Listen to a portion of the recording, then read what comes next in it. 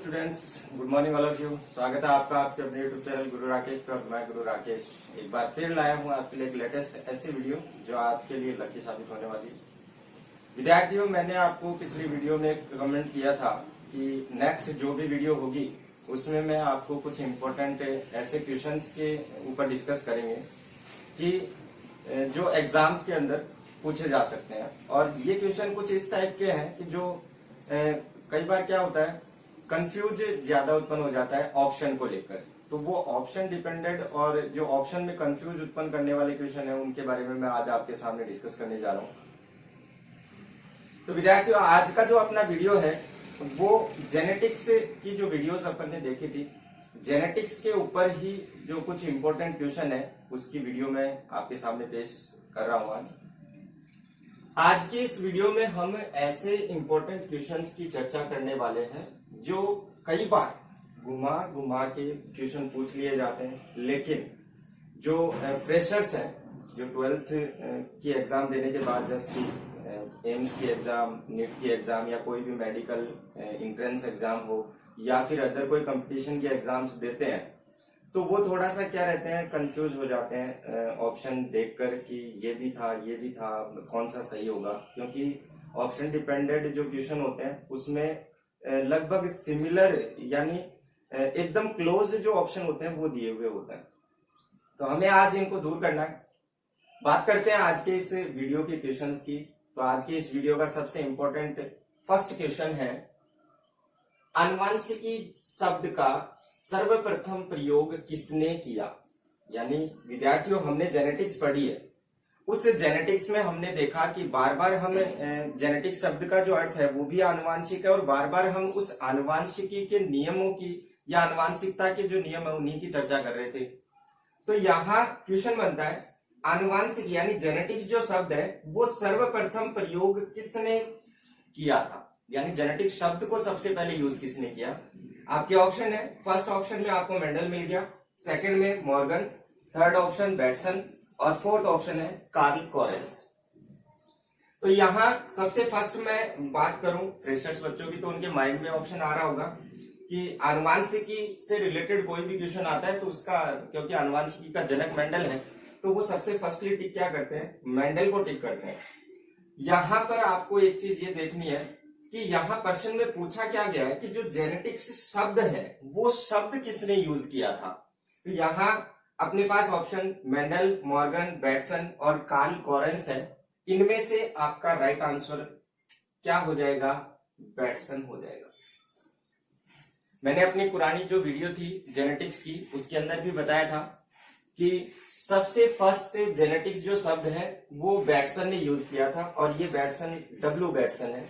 W Bateson ने genetics शब्द का सबसे पहले प्रयोग किया था।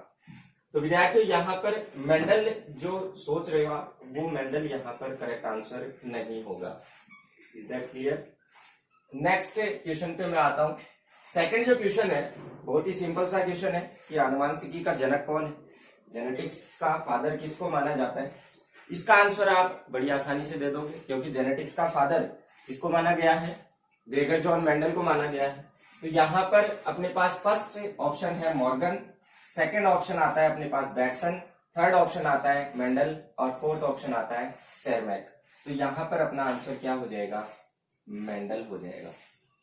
फादर ऑफ जेनेटिक्स यानी आनुवंशिकी का जनक किसको माना गया है, मेंडल को माना गया है। फुल नाम क्या है इसका, पूरा नाम हो जाएगा ग्रेगर जॉन मेंडल। नेक्स्ट अपन बात करते हैं थर्ड क्वेश्चन की। थर्ड क्वेश्चन है अपना, आधुनिक आनुवंशिकी का जनक कौन है।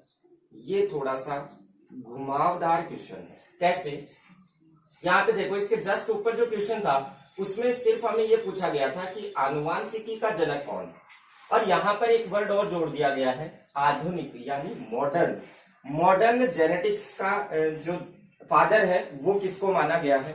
तो यहाँ पर अपने पास पहला ऑप्शन आता है मेंडल, सेकंड ऑप्शन है बैटसन, थर्ड ऑप्शन है अपने पास मॉर्गन और फोर्थ ऑप्शन है अपने पास डी ब्रिज। विद्यार्थियों, क्वेश्चनों को करने के कुछ तरीके होते हैं, पैटर्न होते हैं। आप या तो क्वेश्चन का आंसर आप डायरेक्ट याद रख सकते हो या फिर आप क्या करो, आपको जो भी ऑप्शन दे रखे हैं उन ऑप्शनों को आप क्रॉस करते जाओ।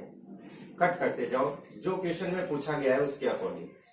यहां पर अगर मैं फर्स्ट क्वेश्चन की बात करता हूं तो देखो यहां पर अपने पास मेंडल, मॉर्गन, बेटसन, ये तीन नाम इस प्रकार के हैं जो जेनेटिक्स में मोस्टली यूज होते हैं। आप अगर डायरेक्ट याद रखो तो सेकंड जो क्वेश्चन है अपना, उसके अंदर हमने डायरेक्ट आंसर दे दिया था मेंडल, क्योंकि हम इसको डायरेक्ट ही याद रखते हैं।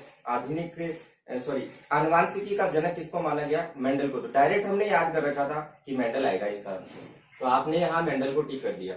यहाँ पर बाकी के कुछ ऑप्शन ऐसे होते हैं जो कि इनसे रिलेटेड नहीं होते, या फिर वो जो साइंटिस्ट है वो किसी अन्य कामों के लिए जाने जाते हैं।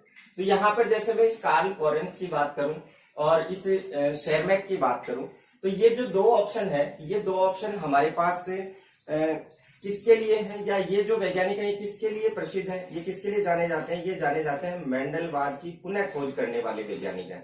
तीन वैज्ञानिक मैंने अपनी वीडियो के अंदर भी बताया है, आपको देखी होगी, आपने याद होगा कि मेंडलवाद की पुनः खोज करने वाले वैज्ञानिक कौन थे। एक तो एरिक वॉन शेरमैक, कार्ल लॉरेंस और एक था ह्यूगो डी ब्रिज। तो ये ऑप्शन तो वैसे ही कट हो गया, क्योंकि यहाँ क्वेश्चन में हमें पूछा क्या गया है, इसमें हमें पूछा गया आनुवांशिकी का जनक कौन है।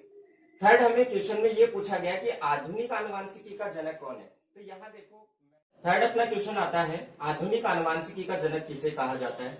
तो आधुनिक आनुवांशिकी के जनक की अगर बात की जाए तो यहाँ हम आधुनिक आनुवांशिकी का जनक, ऑप्शन फर्स्ट मेंडल तो आनुवांशिकी का जनक था, option second Bateson, option third Morgan और ऑप्शन फोर्थ डी ब्रिज। तो डी ब्रिज तो कैंसिल हो गया।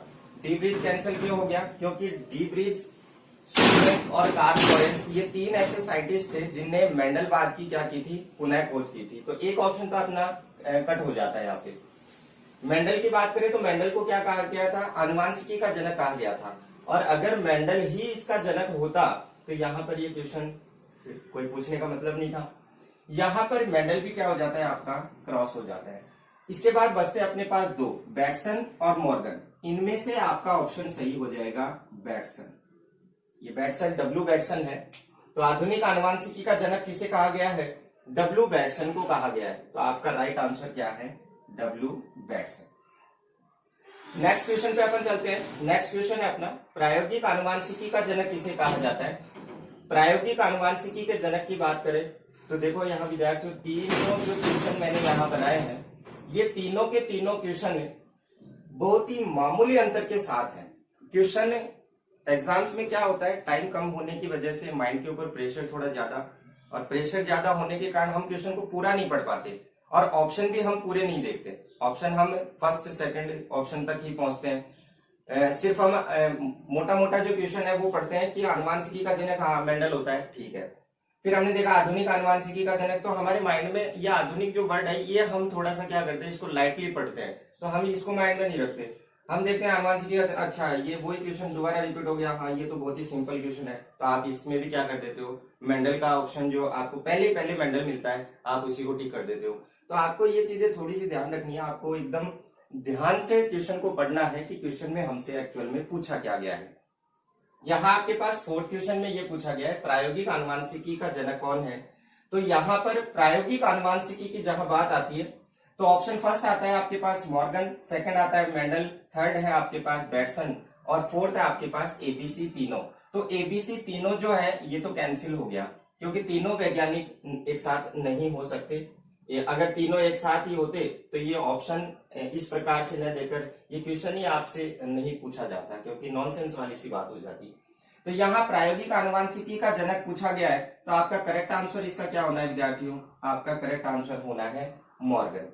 यहाँ पर आप देख सकते हो मेंडल आनुवांशिकी का जनक था, बेटसन को क्या कहा गया था, आधुनिक आनुवांशिकी का जनक। तो ये दो भी यहाँ पे लगभग क्या हो जाते हैं, कैंसिल हो जाते हैं। तो आपके पास ऑप्शन क्या बचता है, सिर्फ और सिर्फ बचता है आपके पास मॉर्गन, जो कि होगा आपका राइट आंसर। नेक्स्ट मैं बात करता हूं यहाँ क्वेश्चन नंबर 5 की। तो क्वेश्चन नंबर 5 जो है उसमें आपसे पूछा गया है, मानव आनुवांशिकी की नींव किसने डाली। ह्यूमन जेनेटिक्स के बारे में सबसे पहले किसने बताया। हमने जो जेनेटिक्स अभी तक पढ़ी है वो हमने प्लांट की जेनेटिक्स पढ़ी है। हमने अभी तक मेंडलिज्म जो पढ़ा है, मेंडलिज्म टोटली किसके ऊपर डिपेंड था, हमने उस मेंडलिज्म के अंदर देखा कि मटर का पादप जो था उसके बारे में स्टडी की गई है। उस स्टडी के अंदर हमने ये भी देखा कि उस प्लांट के अंदर जीन किस टाइप के थे। तो मेंडलिज्म की जहां तक बात आती है तो वहां पर तो आप पादप की आनुवांशिकी की बात हो तो हम मेंडल का नाम ले सकते हैं। लेकिन यहाँ आपसे पूछा गया है कि मानव आनुवांशिकी की नींव किसने डाली। मानव आनुवांशिकी की नींव की बात आती है तो आपको ऑप्शन दिया गया है, फर्स्ट बैटसन, सेकंड दिया गया है मेंडल, थर्ड दिया गया है फ्रांसिस गाल्टन और फोर्थ दिया गया है आपको मॉर्गन। तो विद्यार्थियों यहाँ आपका क्लीन एंड कट आंसर क्या होना चाहिए? आपका क्लीन एंड कट आंसर होगा फ्रांसिस गाल्टन। फ्रांसिस गाल्टन क्यों हो गया?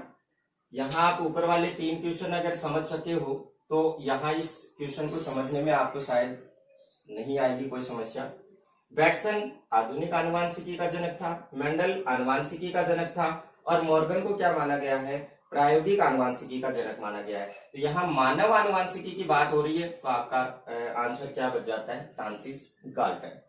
इसके बाद नेक्स्ट जो क्वेश्चन है वो क्वेश्चन मोस्टली जो एग्जाम्स हैं उनके अंदर पूछ लिया जाता है। उस टाइप के जो क्वेश्चन है वो मोस्टली पूछे जाते हैं। उसमें हमें क्या करना पड़ता है? हमें एक याद है, जैसे मान लो कि आपसे कोई क्वेश्चन पुटअप किया गया या क्वेश्चन आपसे पूछा गया और आपको सिर्फ एक ऑप्शन के बारे में पता है, लेकिन वहां पर जब हम ऑप्शन देखते हैं तो हमें उस ऑप्शन के अंदर थोड़ा सा कंफ्यूजन पैदा हो जाता है। कैसे हो जाता है वो देखते हैं अपन इस क्वेश्चन के माध्यम से।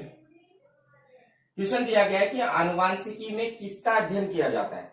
देखो विद्यार्थियों, क्वेश्चन बहुत ही सिंपल है, सिंपल सा क्वेश्चन है कि जेनेटिक्स में किसकी स्टडी होती है। आनुवांशिक विज्ञान जो है उसके अंदर हम किसका अध्ययन करते हैं। तो हमें आनुवांशिक विज्ञान के अंदर हमने जब शुरुआत की थी जेनेटिक्स की तो उसके बेसिक्स के अंदर हमने देखा था कि आनुवांशिकी है क्या?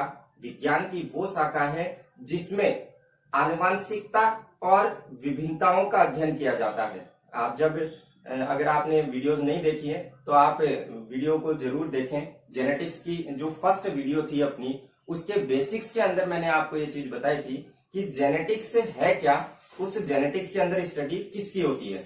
यहाँ पर एक सिंपल सा क्वेश्चन है, आनुवांशिकी में किसका अध्ययन किया जाता है, यानी जेनेटिक्स में किसकी स्टडी होती है। आपके पास ऑप्शन आ गया आनुवांशिकता, सेकंड ऑप्शन आ गया विभिन्नता और थर्ड ऑप्शन आ गया अपने पास अनुकूलन। 3 ऑप्शन आपको दिए गए हैं, लेकिन इनके नीचे देखो आपको इनमें से चूज करना है फर्स्ट ए व बी। क्या इस आनुवांशिकी में ए और बी दोनों की स्टडी की जाती है? सेकंड ऑप्शन दे रखा है आपको बी और सी, तो आपको देखना है क्या विभिन्नता और अनुकूलन की स्टडी की जाती है जेनेटिक्स में। थर्ड ऑप्शन आपको देखना है ए बी सी तीनों, क्या तीनों की स्टडी की जाती है। या फिर फोर्थ ऑप्शन आपको दिया गया है ए व बी दोनों, यानी कि आनुवांशिकता और विभिन्नता इन दोनों की स्टडी की जाती है। सॉरी, यहाँ पे फर्स्ट और फोर्थ जो ऑप्शन है वो सेम हो गए। यहाँ मैं इसको कर देता हूं ए और सी। यहाँ पे इसको आप क्या माने? ए और सी मान लें। अब इस क्वेश्चन में आप देखेंगे कि आनुवांशिकी के अंदर स्टडी की किसकी होती है। तो मैंने आपको देखो अपनी जो वीडियो थी पहले वाली, उन वीडियोस के अंदर मैंने आपको 3 वर्ड बताए थे। एक तो बताया था आनुवांशिकी, एक वर्ड आपको बताया था आनुवांशिकता और एक वर्ड बताया था आपको आनुवांशिक लक्षण। और इन तीनों में रिलेशन क्या है ये भी हमने देखा था कि ये तीनों एक दूसरे से किस प्रकार से रिलेटेड है। मैंने आपको बताया था कि आनुवांशिक लक्षण जो है वो पीढ़ी दर पीढ़ी गमन करते हैं, जनक से संतति में जाते हैं। और ये आनुवांशिक लक्षणों का पीढ़ी दर पीढ़ी जाना क्या कहलाता है? आनुवांशिकता यानी हेरिडिटी कहलाती है। और आनुवांशिकता का अध्ययन विज्ञान की जिस शाखा में किया जाता है वही क्या कहलाती है? अपनी आनुवांशिकी कहलाती है। तो यहाँ जब मैंने आपको ये चीजें उस वीडियो के अंदर बताई थी तो इसके हिसाब से आपका आंसर क्या होना चाहिए? यहाँ पे आनुवांशिकता आना चाहिए। लेकिन हम यहाँ ऑप्शनों में अगर देखें तो हमारे पास केवल ए वाला कोई ऑप्शन नहीं है। इट मीन्स ये हुआ कि आनुवांशिकता, ये तो हमें क्लियर है कि आनुवांशिकता का अध्ययन आनुवांशिकी में होता है। इट मीन्स ये हुआ कि आनुवांशिकता तो आएगी। इसके अलावा इन दोनों में से भी कोई ना कोई चीज ऐसी है जो इसके साथ स्टडी की जाती है।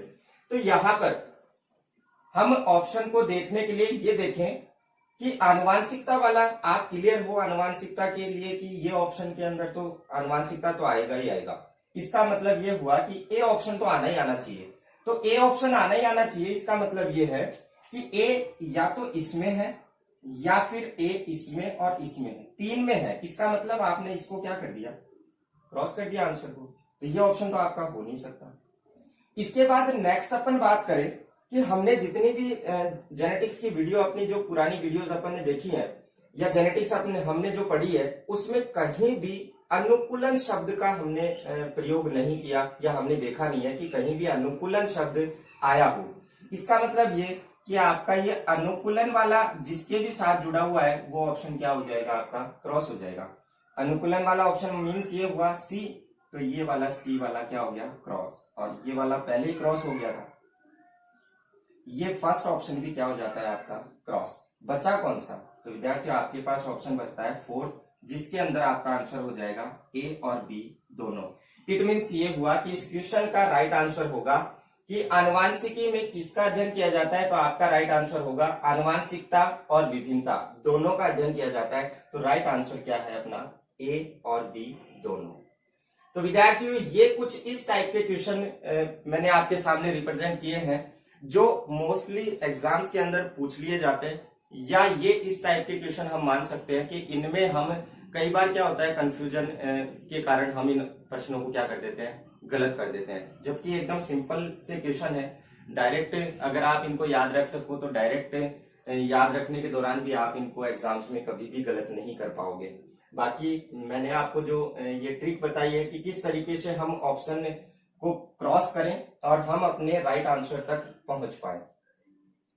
तो ये था विद्यार्थियों आज का वीडियो, और आज के वीडियो के ये 5 ऐसे महा इंपॉर्टेंट क्वेश्चंस जो कि आपको आने वाली जो आपकी नीट एग्जाम्स हैं या आपकी मेडिकल एंट्रेंस की जो एग्जाम्स हैं, उम्मीद करता हूं उसमें आपको जरूर लाभ प्राप्त हो। इसी के साथ देखते रहिए आपके अपने YouTube चैनल गुरु राकेश की ऐसी ही आकर्षक वीडियोस। मिलते हैं नेक्स्ट वीडियो में नए लेटेस्ट और शानदार क्वेश्चनों के साथ, जो कि आपको आपकी सफलता की सीढ़ी चढ़ने में क्या हो सहायक।